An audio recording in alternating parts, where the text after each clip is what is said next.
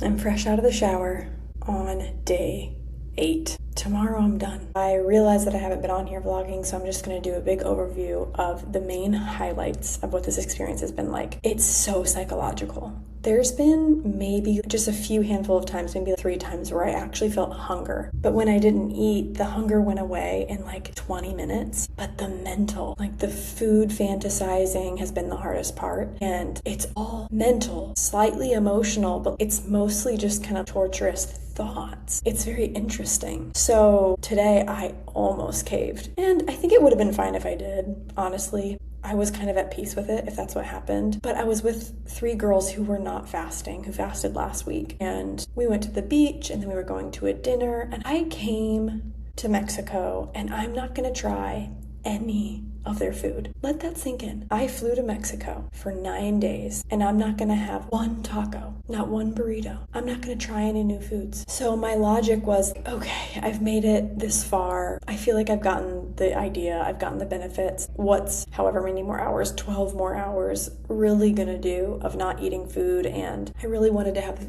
this experience of just, part of traveling is eating and trying the foods in the restaurants. But I was going to break the fast. And then I went to order and just was like, I don't want the cognitive dissonance. So just out of that alone, I don't want to wonder. I didn't want to feel that kind of like push and pull, if that makes sense. Overall, I've had a lot more energy. I've been working more than I usually do at home, and like ability to focus on work way easier. I don't know if that's the fast or the new environment or both, but I noticed I could just go and go and go all day. Like I'm working or I'm walking or we're doing stuff, and I don't have this type of energy normally. I do, but not this consistently. So definitely more energy when it comes to work and focus, less brain fog for sure. I feel really grounded. I feel super grounded and connected to myself and calm, joyful, and connected. So a lot of pros. I did just enter my luteal phase, and this is when my PMDD strikes. I do feel the kind of sedative effects of luteal, but in this moment, I feel fine. I feel kind of tired, like I just want to wind down. I've been wanting to like work, and this is the first night where I'm like, nah. I haven't been tempted to scroll on social media, watch Netflix, nothing like that, because I've just been working on content, and it's felt very energizing and exciting and tapping into creativity. And tonight's the first night that I just want to scroll or like watch Netflix. Like the dopamine's probably dropping. So I don't know that we've cured PMDD, but that makes sense. That makes sense. If anyone watching this knows how to cure PMDD or has $1 billion to give to somebody to find the cure to PMDD, it's hard because I only trust natural, holistic doctors, and each like Chinese medicine, functional medicine, all the different types of things have a different perspective on what causes PMDD. There's a lot of people who are like, oh, this is the thing, and they feel very confident in it, but the discipline that it would take for me would just be really hard to keep up with, like to try a protocol for 3 months and be very rigorous in it. And like, it's hard to feel like you're not a human. That's the other big takeaway of this trip was I feel so connected to this as a lifestyle. In my soul, it feels so resonant. Look at my face. I mean, you don't look at me every day, but my face shape looks different.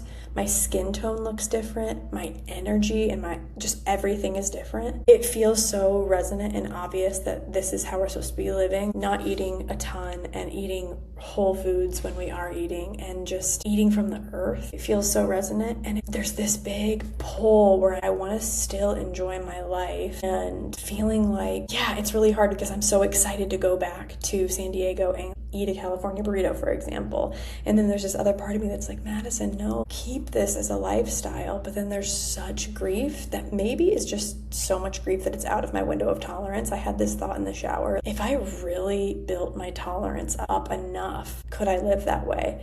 But then the philosophical question is, then are we really enjoying life? It's very tricky because you could argue both sides are enjoying life. It's enjoying life to be connected to the earth and eat really healthy and eat how our bodies want and to feel vibrant, to feel great. Or I can eat these foods that are so fun, and I can go out to social events and eat with friends and have these amazing things, and then potentially don't have as much energy or feel as good. And there's joy in both and there's grief in both. That's the thing I'm still wrestling with, and I really hope that I can find find balance. I think that's always the solution, right? Balance when you don't have the capacity to embody the thing that you know is most aligned for you. You just slowly build your capacity over time. And I think that's what I've been doing over the past 5 years with my diet, is making small adjustments one at a time, replacing one toxic product for something clean one at a time. I'll be just very curious to see how I start implementing what I learned here. Those are my biggest takeaways. In terms of Casa de Home, is what's really great about Casa de Home is that it's just so accessible. It's so affordable. It's easy to get flights to Merida. Like, you don't have to take a long bus ride somewhere. It's a very chill environment. There's yoga on site, meditation on site. They tell you what herbs to take and they tell you what to do on what days. It's also interesting to think about who you're here with would make a really big difference. I think my experience was unique because there was people here not fasting. And if you came here with a group of people, that